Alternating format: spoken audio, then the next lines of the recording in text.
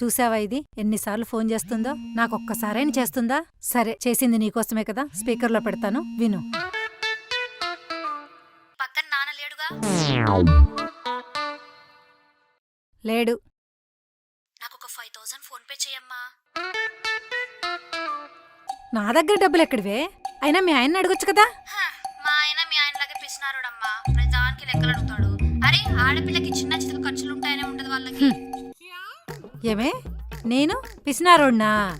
నేను ప్రతిదానికి లెక్కలు అడుగుతానా? నువ్వెప్పుడు అడిగినా డబ్బులు ఇస్తున్నాను కదా. నాకేం తెలియదండి, అదెందుకు అలా అంటుందో నిజంగా నాకు తెలియదు. సరే, మీ నాన్న అడిగిస్తాలేవే. ఎందుకమ్మా? నువ్వు నాన్నకు తెలియకుండా సెకండ్ అకౌంట్ మెయింటైన్ చేస్తున్నాగా, అందులో నుంచి ఇవ్వు. మళ్ళీ నాన్న అడిగితే అదో తలకాయ నొప్పి. ఏంటమ్మా సైలెంట్ గా ఉన్నావు? ఇస్తావా లేదా నాన్నకు చెప్పేయమంటావా? ఎప్పుడెప్పుడు ఎంత నొక్కేసావు? వేస్తానులేవే, ఆగు. సర్వర్ డౌన్లో ఉంది. అవునేంటమ్మా ఈరోజు గొడవ పడలేదా? రోజు నాన్న తిడుతూనే ఉంటావు, ఈ రోజు ఏంటి సైలెంట్ గా ఉన్నావు? కంపెనీస్ పక్కనే ఉన్నాడా ఏంటి?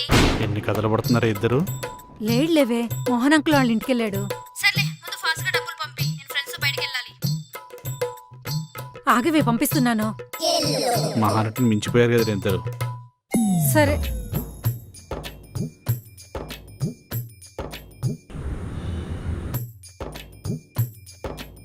మావయ్యా